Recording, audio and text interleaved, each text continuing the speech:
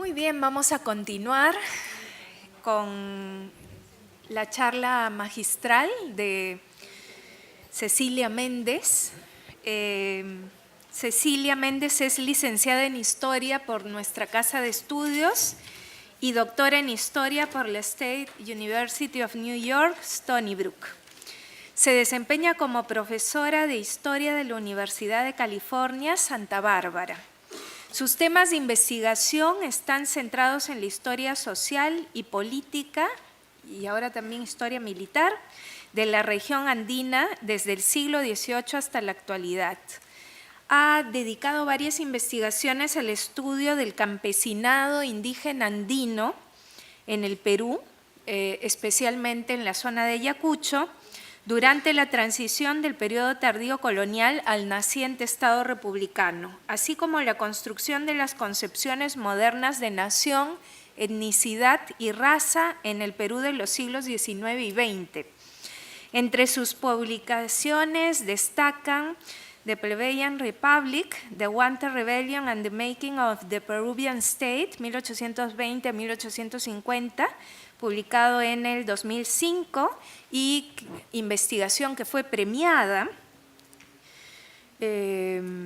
Incas, Indios, No, Apuntes para el Estudio del Nacionalismo Criollo en el Perú, publicado en IEP en el 93, entre decenas de importantes artículos aparecidos en diversas revistas especializadas.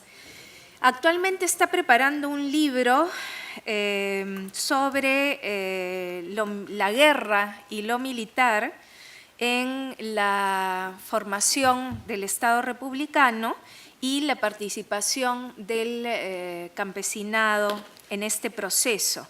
Y estudia las conexiones entre las guerras civiles, la administración local y la formación del Estado durante el siglo XIX y el conflicto armado interno en el Perú entre 1980 y 2000, porque ella siempre hace sus reflexiones apelando al presente, como veíamos en la mesa precedente. Cecilia ha titulado su intervención de hoy "Cuando las teorías viajan, el poder del lugar y el lugar del poder en la producción de la historia". Entonces la vamos a recibir con un fuerte aplauso y agradecerle el haber aceptado esta invitación. Y también les comento que las intervenciones están siendo filmadas y transmitidas en directo por la página web de la PUC, para que las personas que no han podido estar físicamente acá puedan acceder a los debates y discusiones que se están planteando. Adelante. Sí, muchas gracias, Claudia, gracias a todos ustedes. Bueno, empiezo con un concepto, una idea, que es la importancia del lugar en la producción del conocimiento, ¿no? Cuando surgió en la academia estadounidense, hace algunos años, el término globalización, a menudo me preguntaba si este era apropiado, ya que como puede dar fe cualquier académico o académica especializado en historia de América Latina, especialmente en historia colonial, el mundo ha estado interconectado desde al menos el siglo XVI, por lo menos cuatro continentes.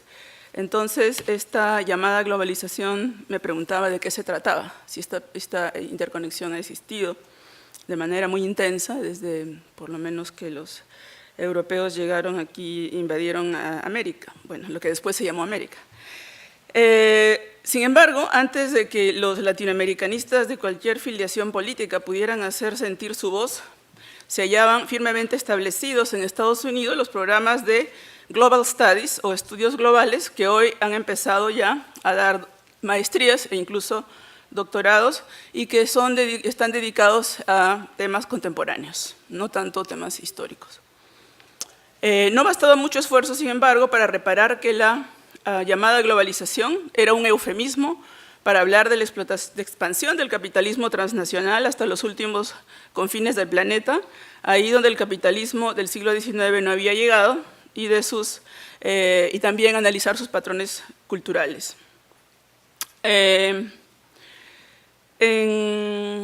Se trata de un campo, al menos en la universidad donde yo enseño, que es la Universidad de California, dominado por los sociólogos, y muchos de estos profesores, en realidad, adoptan una postura crítica frente a esta expansión capitalista más reciente y a la consiguiente explotación laboral que esto trae consigo.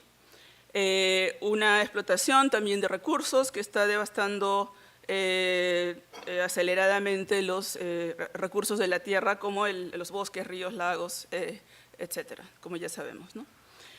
Tal como sostienen los mismos investigadores en estos programas, existiría una nueva fase de la expansión capitalista que se caracteriza por incidir, colonizar aquellos lugares del mundo con instancias jurídicas laxas, estados frágiles o lugares de una nula soberanía nacional, es decir, fronteras escasamente controladas, como por ejemplo los lugares, se prefieren los lugares, este tipo de lugares, como por ejemplo la zona fronteriza del norte de México con Estados Unidos, donde se establecieron hace un tiempo ya las llamadas maquiladoras o talleres muchas veces clandestinos donde se confecciona ropa de marca, o lugares como muelles de puertos de un estado pobre, endeudado en el Caribe, como Jamaica o Haití, o incluso yates comerciales, barcos turísticos, cruise, lo que se llama cruise en Estados Unidos, donde la fuerza laboral es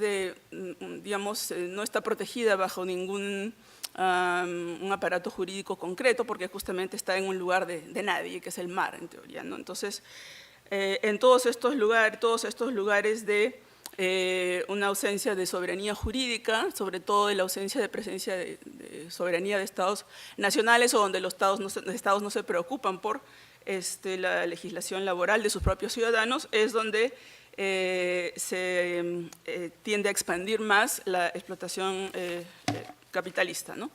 Y por eso se llama, digamos, en parte esto justificaría este término global, ¿no? Estos espacios que no son, entre comillas, tierra de nadie, ¿no? Ahora, también se puede especular que esta explotación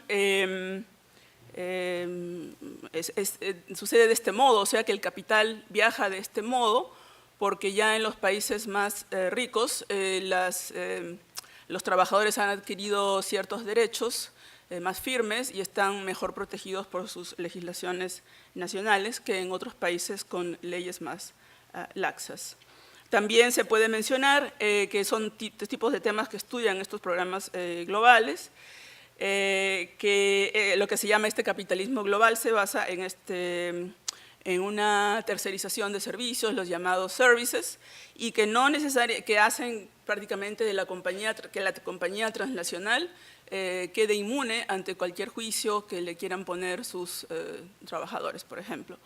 Estaba leyendo justamente ayer en el New York Times el caso no de rincones de El Salvador o de Honduras o las fronteras de México con Estados Unidos, sino Argentina. En Argentina, por ejemplo, se han detectado 4.000 talleres clandestinos donde trabajan peruanos y bolivianos en condiciones de inmigrantes ilegales, pobres, y estos 4.000 talleres producen zapatillas Puma y Adidas, entre otras marcas, ¿no? Entonces, digamos, no se trata solo de lugares geográficos que ya he mencionado, sino también de estas instancias más vulnerables, donde los propios estados nacionales protegen a sus ciudadanos, pero no a los inmigrantes, por ejemplo, ¿no? Este tipo de situaciones, que son muchas veces las que se estudian en los programas de globalización o Global Studies de Estados Unidos, delatan el carácter eufemístico del concepto globalización, del cual hizo eco el llamado movimiento antiglobalización con sus famosas protestas en Seattle del año 2000 y luego Porto Alegre años después. Prácticamente ellos estaban, cuando decían que son antiglobalización, lo que estaban diciendo es que son anticapitalistas, ¿no? Entonces, la pregunta que surge, ya que muchos de los profesores que enseñan en estos Global Studies Program en Estados Unidos son, muchos de ellos, de los que yo conozco, al menos que estudian América Latina en este contexto, son de filiación más bien de izquierda. ¿Por qué están de acuerdo, digamos, muchos de ellos con esas protestas antiglobalización, ¿no? La pregunta entonces es ¿por qué, si muchos de estos profesores comparten la posición anticapitalista, ¿por qué no se llaman sus programas estudios anticapitalistas? ¿Por qué se llaman estudios globales? Y la respuesta creo que podemos encontrarla en una... Claro, ¿por qué no decir la verdad, no? Entonces, y ser más honestos y directos. Y la razón es quizá la misma que la investigadora Anne McClintock usó para explicar por qué ha triunfado otro academic branding, que es postcolonial studies o estudios postcoloniales, ¿no? Ella ha dicho que es más fácil hablar de estudio, dice, se trata, el término postcolonial, de un término, estoy citando literalmente, más inofensivo que estudios del neocolonialismo, menos acusatorio que estudios sobre el imperialismo y menos foráneo que estudios sobre el tercer mundo en Estados Unidos, ¿no? Es, por tanto, continúa McClintock, un término con el que las autoridades universitarias pueden sentirse más a gusto cuando se trata de organizar congresos, rediseñar especialidades académicas y financiar eventos. Entre comillas, como rúbrica organizadora de un emergente campo de estudios interdisciplinarios, el término poscolonialismo hace posible la comercialización de una nueva generación de paneles, artículos, libros, cursos, o sea, todo el marketing académico. Es mucho más lindo cuando dices postcolonial que cuando dices imperialism o, en el caso de globalización, capitalismo, ¿no? ¿Quién quiere escuchar eso, especialmente en el Perú? Pero globalización pasa piola. Entonces, mi primera conclusión, mi primera reflexión de hoy... ¿Qué te ríes? La verdad hace reír. Decir la verdad, oye, me olvidé de leer esto. Decir la verdad nunca ayuda mucho para el establecimiento de un campo de estudios en un marco institucional, ¿no? Eso es, esto me conduce a mi primera reflexión de hoy. El surgimiento de nuevas áreas de especialización con sus terminologías, entre comillas, teóricas, no surgen en un terreno epistemológicamente neutro, científico. Esto para mí no existe, sino que está condicionado por políticas institucionales de las cuales es preciso ser consciente. Esta reflexión es urgente si queremos ser realmente intelectuales críticos y no acumuladores de datos, de archivos o repetidores automáticos de cualquier molde terminológico que se nos impone desde fuera, que es desgraciadamente más común. No estoy postulando ciertamente una suerte de chauvinismo o cierrapuertas frente a toda la terminología que viene de otros confines, sino más bien una posición reflexiva y crítica frente a ella.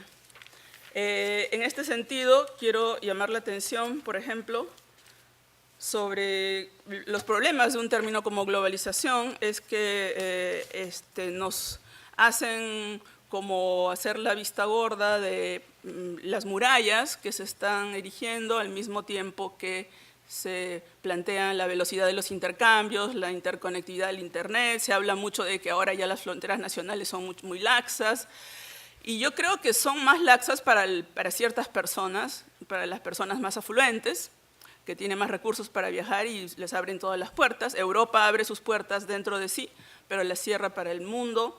Estados Unidos puede entrar a cualquier lado, pero los que quieren entrar a Estados Unidos tienen una barrera infranqueable cada vez más grande. Entonces, las murallas que se van erigiendo paralelamente a la globalización son muy concretas y pueden pasar desapercibidas si no se usan los términos apropiados. En segundo lugar, respecto a la reflexión sobre globalización y el tema del lugar.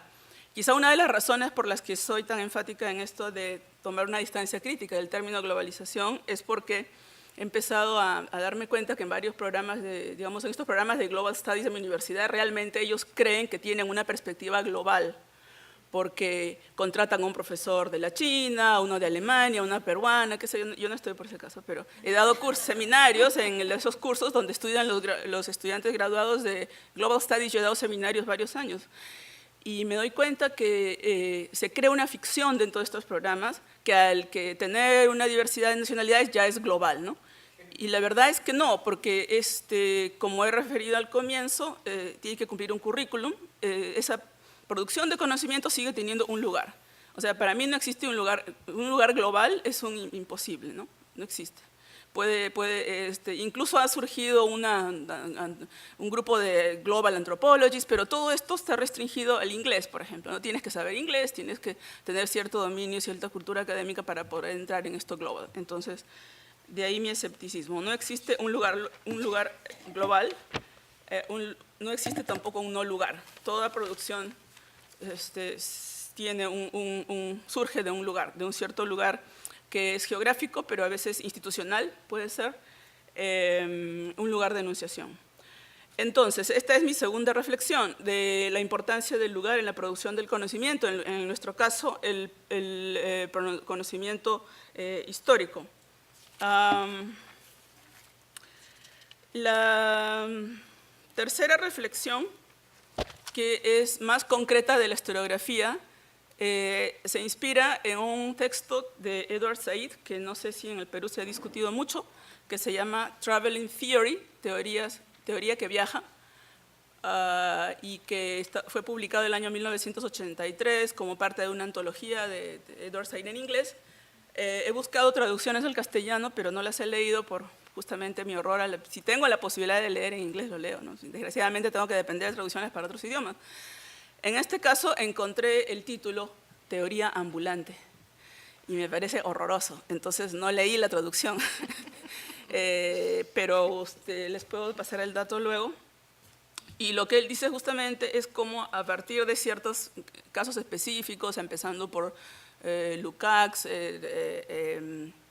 Williams, críticos literarios, y bueno, incluye Foucault, cómo él habla de cómo una teoría, una formulación teórica, una idea que surge en cierto lugar y cierto contexto específico, cierto tiempo, puede tener una connotación insurgente, como él atribuye, por ejemplo, a los trabajos de Lukács en Hungría de los años 1920, pero cuando se trasladan a estas ideas de Lukács y se asimilan en la academia inglesa, por ejemplo, en los años 50, 60, ya no tienen la misma función porque han sido como metamorfizadas para adecuarse a otro contexto. Entonces, lo que él en realidad es un artículo, es difícil de leer para los historiadores porque al principio sobre todo tiene una terminología que me hace recordar a cuando yo intentaba leer Marx y Lukács precisamente en los años finales de los 70, 80, que no es fácil, ¿no? Pero tiene un mensaje muy hermoso para mí, que es un texto contra el dogma, ¿no? Contra el dogma, porque él habla de cómo no se puede tomar un cuerpo de conocimiento, no se lo puede abstraer simplemente de donde se ha producido y aplicarlo al otro lado de manera como si fuera a cumplir el mismo lugar. Y creo que esto yo lo he sentido antes de leer ese artículo de Said y que debo dar crédito a uno de mis alumnos en Estados Unidos, un curso de justamente métodos históricos que dicto allá, Historical Methods se llama, y gracias a un alumno yo pude leer digamos, me enteré, no conocí este texto hace unos años, de Said, un alumno de historia, ¿no?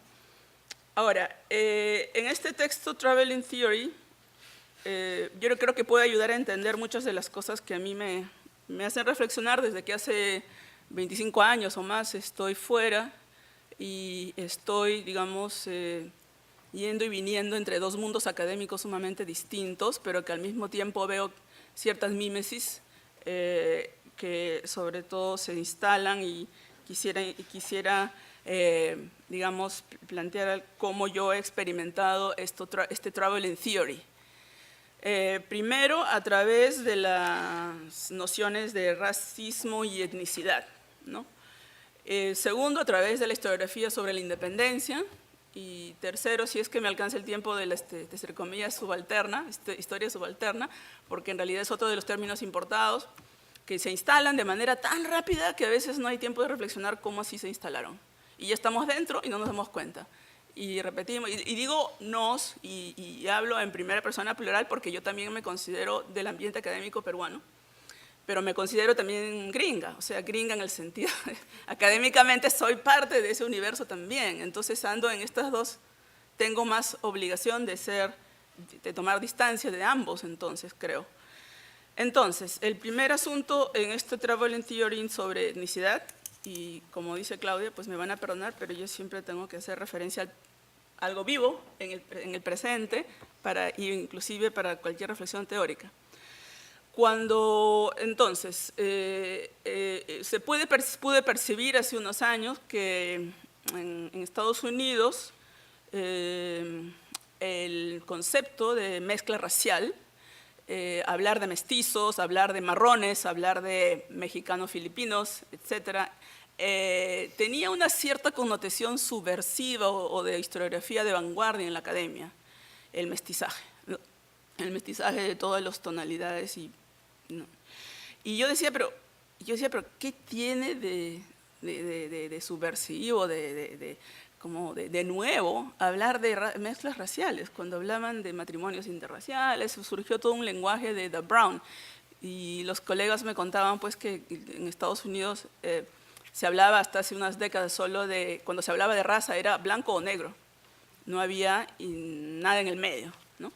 Entonces empezó a proliferar hace ya un par de décadas quizá, ¿no?, estos estudios de racial mixture, mezclas raciales, y entendí, entonces que en el presente concreto, en la política, se ven bien expresados, por ejemplo, en la elección de la candidatura de Obama, que es el primer, entre comillas, negro que no se concibe como negro, sino como un mulato mestizo, porque él en su autobiografía dice, enfatiza muy claramente, mi padre era africano, su mamá era, creo que era inglesa o estadounidense, creo que era, blanca.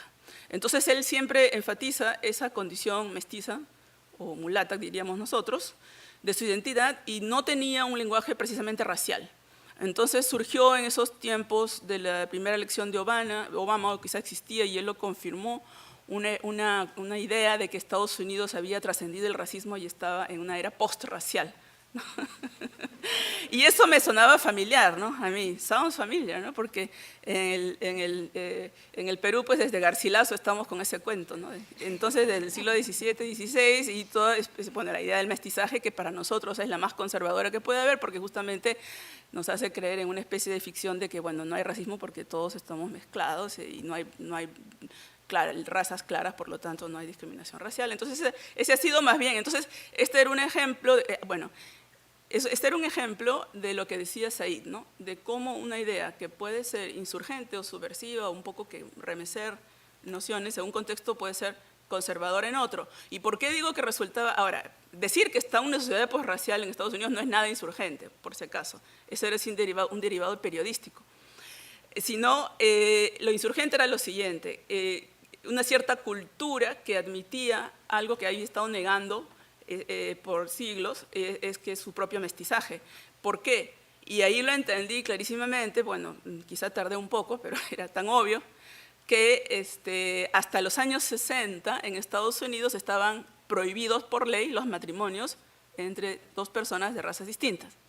Entonces, obviamente, en una sociedad donde el racismo había funcionado con criterios jurídicos clarísimos, los hijos de matrimonios mixtos eran tabú, su existencia era tabú, a tal punto que he visto, en lo poco que veo televisión, pude detectar que había unos talk shows justamente donde los niños no reconocidos de matrimonios mixtos buscaban a sus padres, ¿no? Entonces, en la sociedad surgió toda una especie de boom de reconocerse como mixtos, etcétera, etcétera, ¿no? Y yo creo que en nuestro caso es al revés, ¿no? Más bien decir, bueno, ahí hay un grupo de blancos que en el Perú, usando ese término, soy blanco, soy indio, soy chole, son cosas que en realidad tienen un carácter mucho más subversivo que decir soy mestizo, ¿no? Afirmar que eres de una cierta fisonomía racial y reconocer que eso te da ciertos privilegios, por ejemplo, es algo que no se había dicho antes. Y bueno, esto de la etnicidad se puede politizar de diversas maneras, ¿no? Mejor dicho, la etnicidad en sí es un concepto político, tal como yo lo entiendo, pero nuevamente cumplía el término mestizo funciones totalmente distintas en la academia norteamericana y peruana. Un ejemplo interesante de esta desubicación, si se quiere, o digamos de esta, ¿no? de cómo es difícil encontrar un lugar en el Perú para estas nuevas teorías, es el libro de Marisol de la Cadena que se llama Indígenas Mestizos, que fue traducido igual como mestizos indígenas, creo, ¿no? O indígenas mestizos. Bueno, ha sido un boom total en Estados Unidos. El término mestizo lo adoran en Estados Unidos, a tal punto, es tan neologismo, que incluso en lugares de Europa del Este, en los ex países de la Unión Soviética, se ha adoptado en francés y le llaman métissage, ¿no? y es muy como de moda, está de moda. Entonces, ese tipo de cosas a mí me hacía reflexionar en este diferente sentido que tienen el mismo concepto. Y también quedamos en ridículo si de pronto empezamos a aplicar mestizos para darnos la moda de que hay que hacer como en Estados Unidos. Entonces, a veces nos ponemos en ridículo solo por repetir algo que está de moda afuera sin darnos cuenta que aquí tiene totalmente otra connotación. El otro ejemplo que quería mencionar, que atañe más directamente a nuestro contexto historiográfico, es el de la historiografía sobre la independencia, que es un tema que también estoy trabajando mucho, y dicho sea de paso, a los que están en el Perú los invito a un coloquio internacional que va a haber el 7 y 8 de agosto, y estamos difundiendo la información en línea. Bueno, estamos en pleno elaboración de ese coloquio, pero el asunto es que yo podía percibir que, bueno, yo tengo que enseñar la independencia, ¿no?, en Estados Unidos. Y yo, cuando vengo al Perú, que vengo con mucha frecuencia y me quedo por lo menos 3 meses cada año, veo que están cambiando las interpretaciones de la independencia en relación a unos años. ¿Y cómo me ubico yo entre estos dos contextos? Esa es la pregunta que siempre me hago, ¿no? Lo que ha sucedido con las interpretaciones de la independencia es que se han empezado a perder prestigio o vigencia ciertas interpretaciones que estuvieron muy vigentes hasta los años 80, incluso 90 en el Perú, que atribuían la lucha contra España a las reformas borbónicas, que atribuían un incipiente nacionalismo que derivó en un deseo de ruptura con España a las reformas borbónicas. Estas son interpretaciones que en nuestro contexto se pueden encontrar en Scarlett O'Fallon, en el contexto de Estados Unidos, Inglaterra, que se tradujo también al castellano y se volvió una especie de historia oficial en su momento. Es el libro de John Lynch, Las independencias en América Latina. Todas estas interpretaciones que atribuían la ruptura con España, al inicio de la ruptura con España, las reformas borbónicas, se han dejado de lado y se ha establecido un nuevo paradigma que se ha convertido en el paradigma prácticamente oficial, que atribuye la independencia a una serie de contingencias derivadas de los sucesos de Europa, de la invasión napoleónica en España, en Portugal, y los efectos que desencadena en América Latina. O sea, ha triunfado la idea de que no es que existiera un deseo de independizarse previo a 1809, que las colonias eran absolutamente fidelistas, y que debido al colapso del imperio y los sucesos políticos de España recién surgen las ideas independentistas y se independizan los países de las colonias hispanoamericanas. Se hace en esta historia, este nuevo paradigma, que obviamente se inspira en François Javier Guerra y llega a nosotros bastante tarde, creo que se ha popularizado por el libro de Jaime Rodríguez Ostra, que hace poco me enteré, que se tradujo al castellano.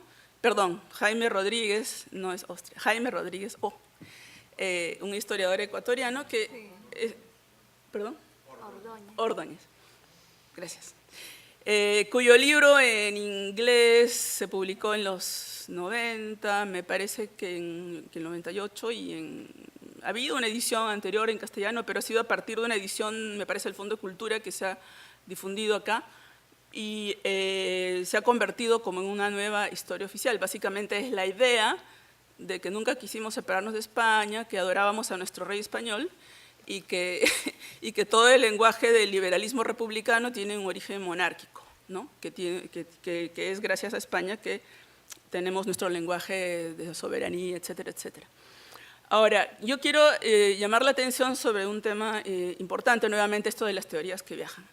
Cuando yo enseño en Estados Unidos la independencia, esta idea, hablar de liberalismo dentro de la monarquía y hablar de que hablar en un auditorio de estudiantes de Estados Unidos que España ha tenido liberalismo, en sí es revolucionario.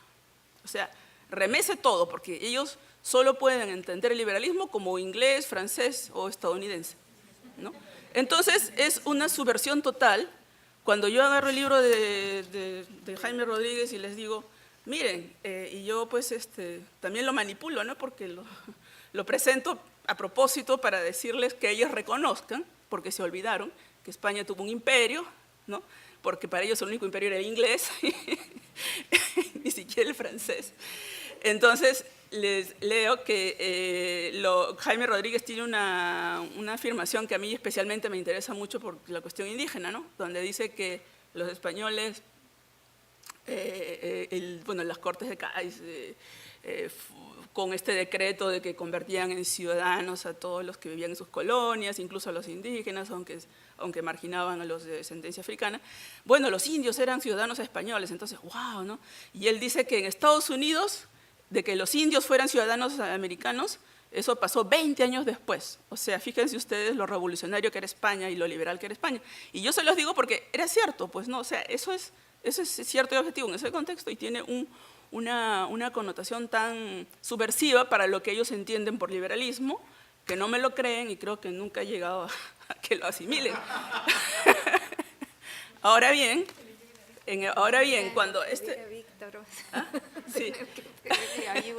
cuando este armazón se toma sin ningún tipo de modificación a la historiografía peruana, lo que yo veo que está sucediendo es, yendo con esto de traveling theories, en este caso traveling historiographies, historiografías que viajan, es que se ha convertido, que mi primer problema con este esquema es que es estrictamente político en el sentido más tradicional del término político, o sea, el poder dentro de instituciones y legislación y actores que están en el poder, punto, ¿no? Entonces ahí hay una historia de arriba para abajo y que crea un formato dentro del cual tienen que entrar todas las colonias.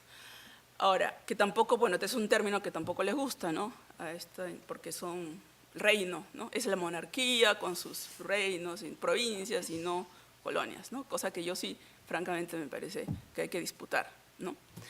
Entonces, eso también, ¿no? El asunto es que en el caso peruano, el efecto que está teniendo, y esto es muy reciente, me da la impresión, es que hemos ido de una interpretación, en nuestro caso, en el caso peruano, que incluía una serie de insurgencias, rebeliones indígenas y juntas que no se atrevían a llamar, que los historiadores no se atrevían a llamar juntas, en las diferentes regiones de gran población indígena como Huánuco, como Cusco, también en Tacna, y que han sido borradas de estas celebraciones del Bicentenario, que son inexistentes, porque lo único que interesa son, digamos, contar esta narrativa de las Cortes de Cádiz, pero no se hace ni se han borrado las rebeliones indígenas. Es un tema que no se toca, y también se ha tirado por la borda la rebelión de Tupac Amaru, por ejemplo, ¿no?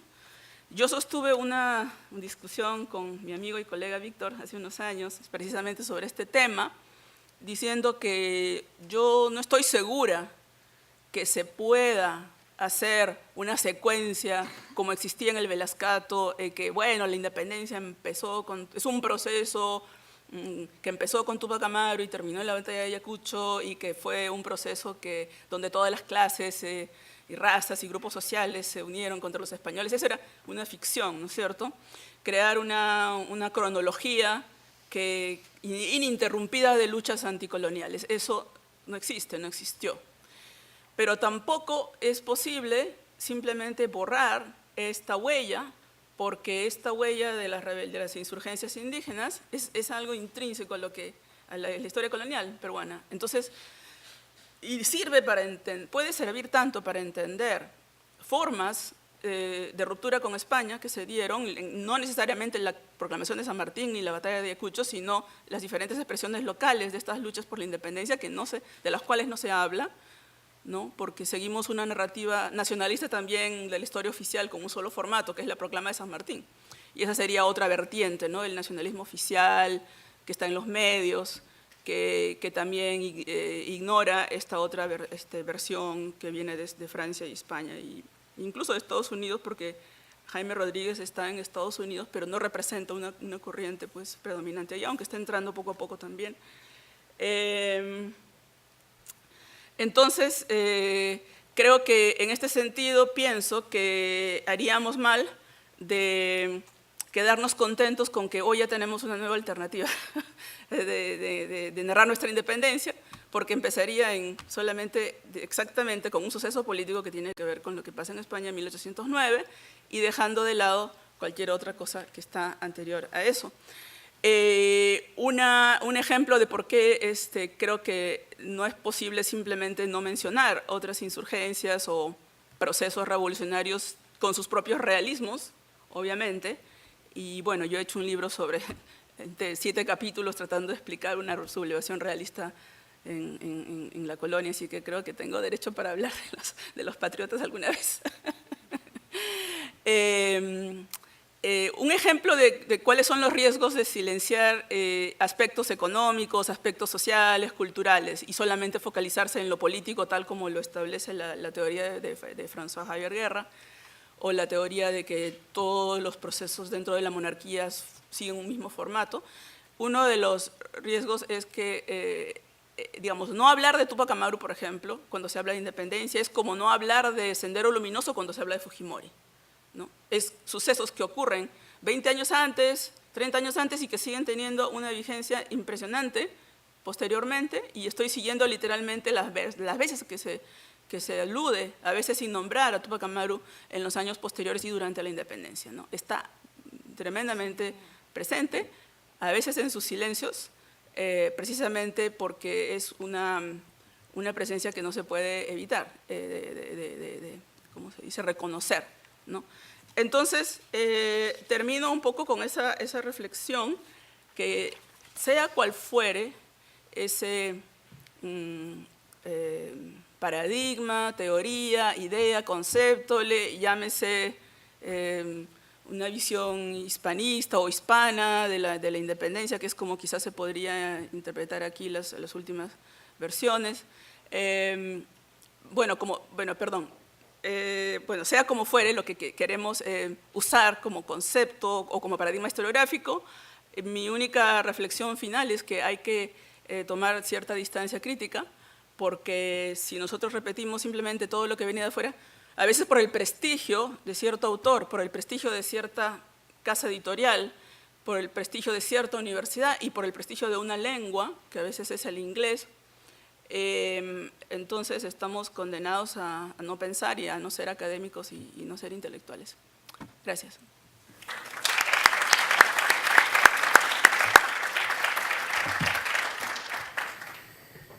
Muchas gracias, Cecilia.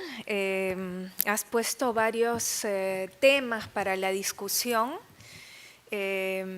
Podemos empezar con una ronda de comentarios, preguntas. A ver quién se anima, si no, empiezo yo. A ver. Sí. Bueno, agradezco el privilegio, pero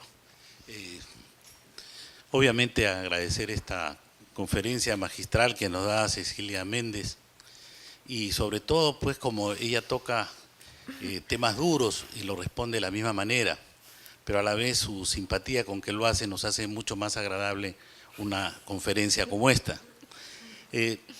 Algunos temas, al comienzo lo que en el fondo quiero entender de lo que nos dices es el asunto de la temporalidad y la espacialidad. Es decir, los conceptos no son los mismos en el tiempo, ni son los mismos en los espacios. Por lo tanto, eso requiere un análisis desde esa perspectiva, de la historia conceptual, que bueno, lo hablas como términos o vocablos que se usan, y justamente es el lenguaje el que va a recoger en capas semánticas todo este tema que pasa en la sociedad y que va haciendo que los conceptos vayan, como que son dinámicos, vayan cambiando y modificándose, y hay que tener mucho cuidado en los análisis, sobre todo cuando a partir del presente se analiza el pasado. Quiero un solo tema, ¿no? El tema y las rebeliones indígenas, y en esto voy a partir de que el tema liberal y el tema de Estado-Nación no es la España que tuvo, no es la monarquía católica. Y creo que esa diferencia, al no hacerla, es lo que nos hace perder perspectiva en el análisis político de un proceso como la independencia. No es lo mismo, España no existe como tal. Es una casa dinástica que a la vez tiene sus factores de ligazón, de dependencia, de dominio sobre todos los reinos, donde no escapa ni Castilla. Entonces, cuando se analiza el tema, por ejemplo, de las reformas borbónicas, hay que ver que primero justamente se alinea a los propios reinos peninsulares, entre ellos la propia Castilla.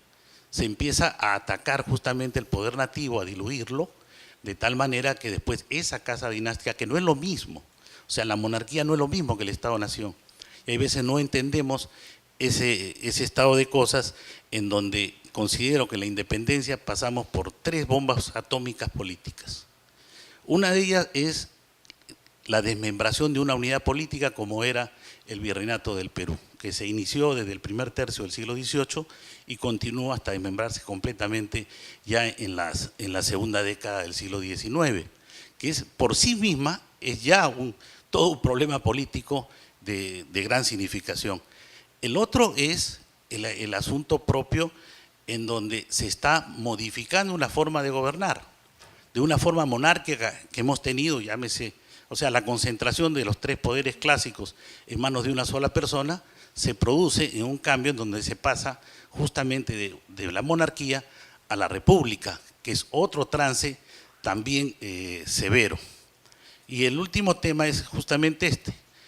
Rebeliones indígenas hubo en toda la monarquía. A los indígenas castellanos también les impusieron, y ahí tenemos la rebelión del motín de Esquilache. Lo hicieron con Cataluña, con los catalanes que son indígenas a partir de eso. Es decir, todas esas fuerzas nativas también sufrieron el mismo proceso político respecto de la monarquía.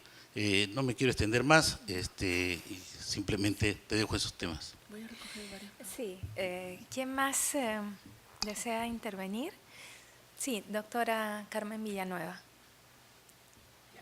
Sí. Bueno, solo 2 cositas. Primero, me alegro tanto de estar en una conferencia magistral de Cecilia, con quien tenemos ya muchos años de conocernos.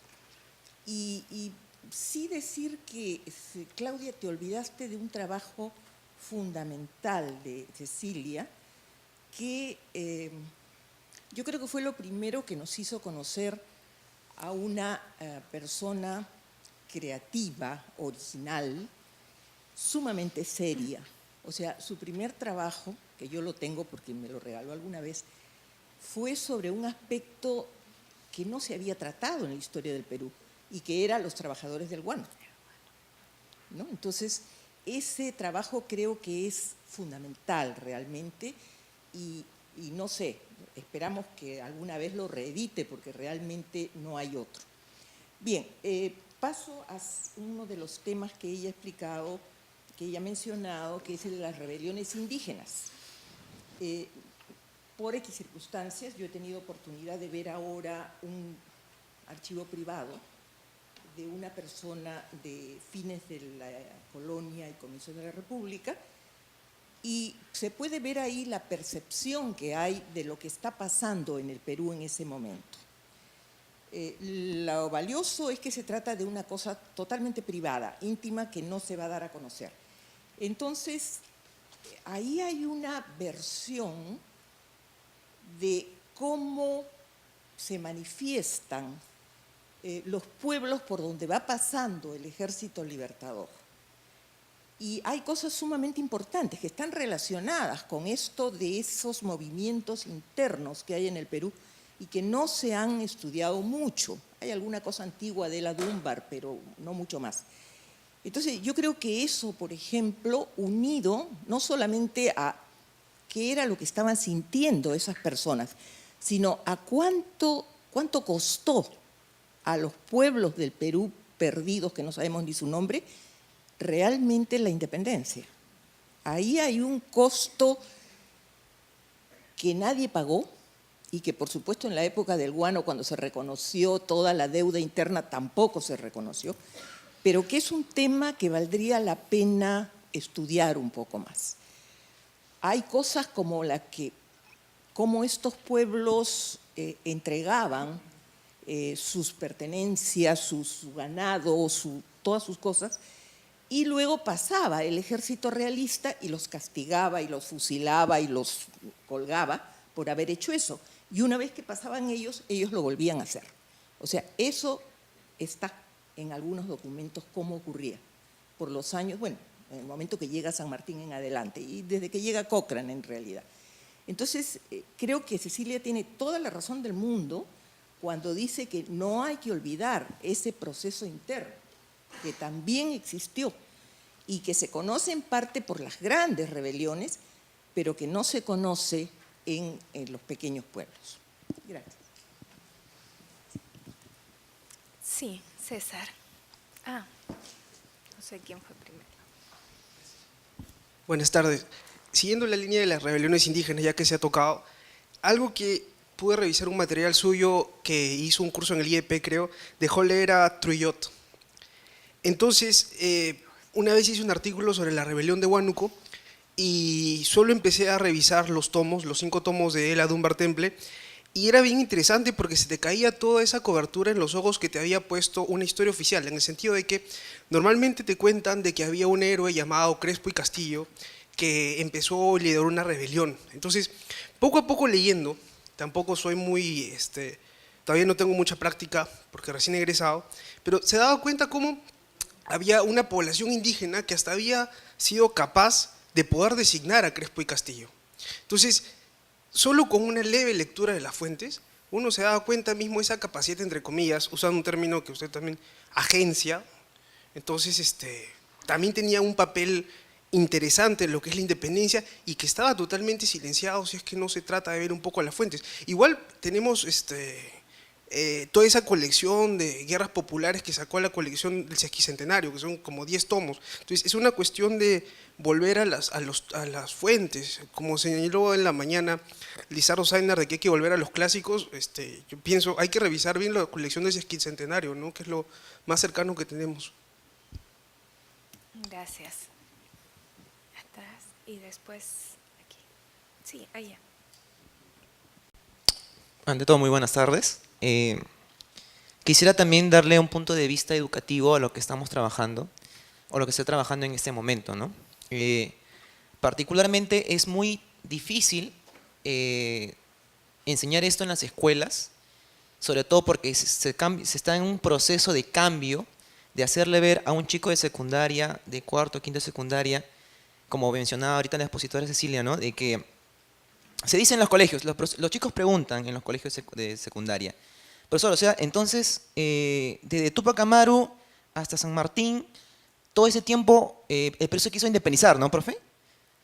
Ya, entonces, todos los peruanos somos luchadores, profesor. Entonces, y de repente tú le dices, bueno, hijo, la verdad es que de Túpac Amaru hasta San Martín hubo un silencio también, ¿no? Que tienes que enseñarle también que no solamente va de buscar buscar la forma de cómo hacer ver que en el Perú hubo una rebelión, una idea de independencia, pero que fue bastante fragmentada en cierto momento. Entonces, es difícil explicarle esto a los jóvenes. Uno busca la forma de hacerlo, sobre todo teniendo en cuenta que somos una generación que está viviendo el tema del bicentenario, que tiene que buscar nuevas formas de explicar esto. Quizás acá algunas personas mayores todavía tienen la ventaja de tener dos formas de ver este proceso, ¿no? Las personas que no están viviendo el tema de los 70s, 80s, que era un contexto muy diferente, y las personas que estamos viviendo acá en el siglo XXI, que ya, ¿no?, estamos tratando de ver la forma de enseñar la historia desde este punto de vista que se pone de moda, como hemos escuchado últimamente, ¿no?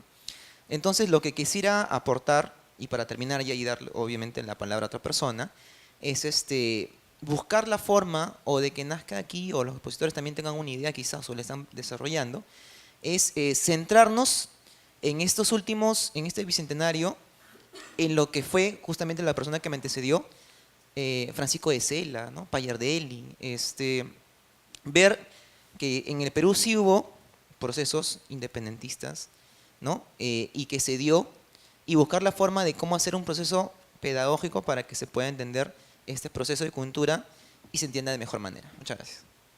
Gracias. Y Ivana. Aquí, Ivana, para este lado.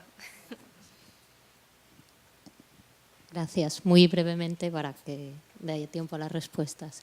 Yo estoy muy de acuerdo con muchas de las cosas que has dicho en la conferencia y además seguramente son ideas que mañana en la mesa de historiografía sobre la independencia también van a seguir saliendo, ¿no? Es decir, cómo incorporar otros temas que no sean solamente el político a las interpretaciones de la independencia, que precisamente los tres autores que tú has nombrado se quedan ahí, ¿no? O sea, tanto Guerra como Lynch como Jaime Rodríguez pues ven solo ese aspecto político y entonces no están incorporando estas otras cuestiones sociales y económicas.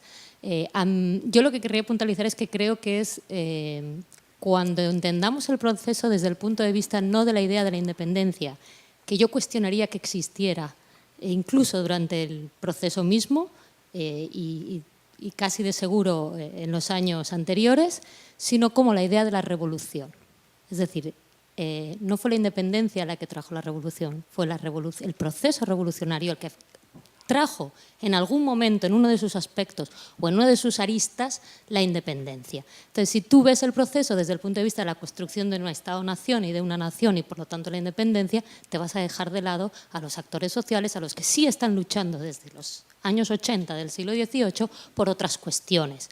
Y creo que ese proceso, en el momento en el que confluyen a principios del siglo XIX, es en el proceso en el que tenemos que ver la revolución que se está gestando desde antes y que en un momento dado va a surgir a la luz y que por otras explicaciones que en cada caso tendríamos que dar desde la historia, se va a producir finalmente un proceso de ruptura política con la monarquía española, evidentemente no con España, y en eso estoy también tan de acuerdo, ¿no?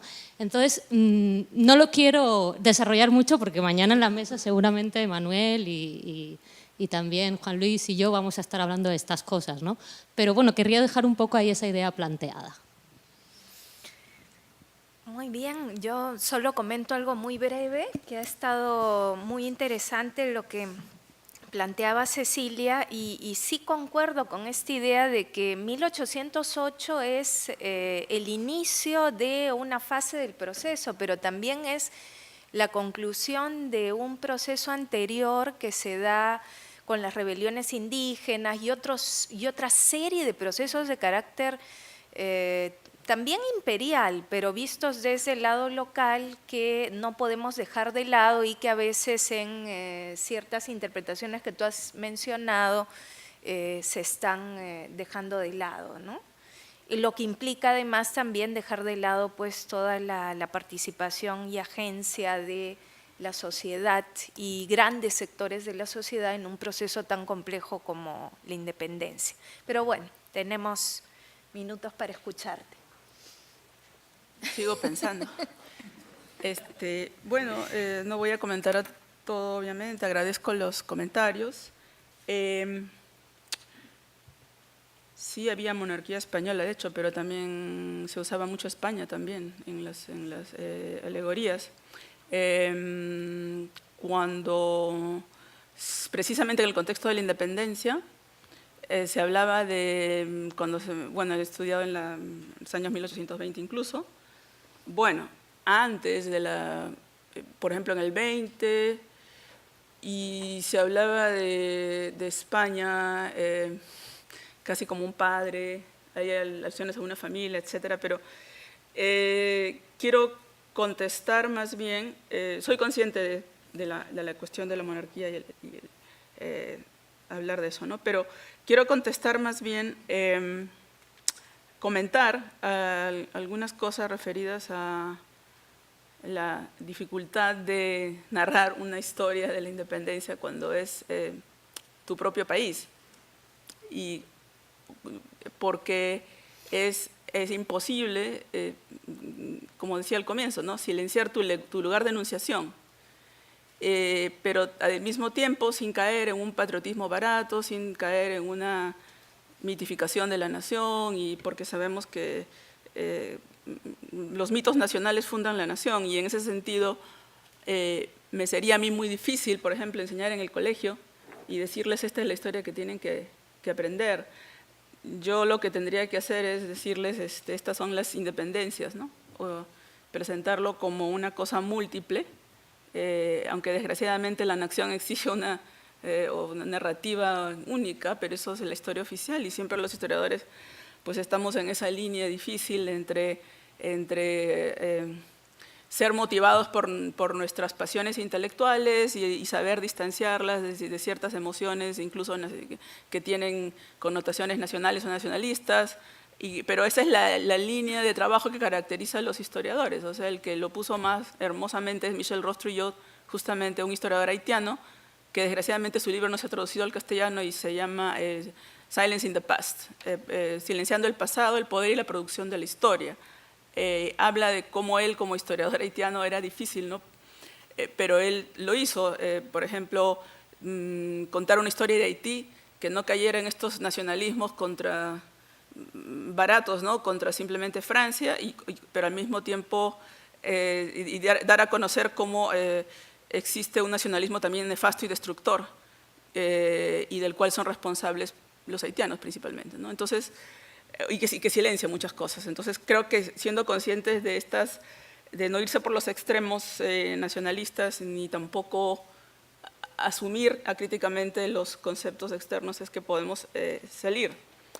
Pero una acotación a lo que ha dicho Ivana es que Lynch sí, en realidad sí tiene una base económica. Precisamente estamos saliendo de un paradigma economicista del marxismo, de la teoría de la dependencia, que está encarnado en el trabajo de Lynch, que es en realidad una síntesis de muchos trabajos y donde juega un rol central las reformas borbónicas precisamente por el aspecto económico, del comercio y las restricciones al desarrollo económico de los sectores criollos y en algunos casos élites indígenas, aunque esto no se menciona mucho en la síntesis de América Latina. Y el lugar del Perú, donde en realidad estamos en un momento en que se ha caído el paradigma velasquista, de los 44 años de lucha, desde Túpac Amaru hasta la batalla de Ayacucho, y están entrando este otro paradigma, digamos, donde prácticamente la independencia se logra no contra España, sino con España, ¿no?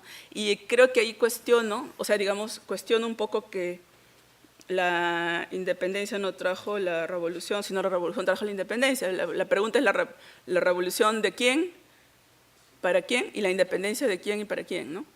Y ahí es que vienen los actores, y es por eso que cuando se usan estos conceptos sin actores es que peligran, ¿no es cierto? Podemos caer en lo que Said llama el dogma, en este caso de las teorías historiográficas, o bueno, interpretaciones historiográficas.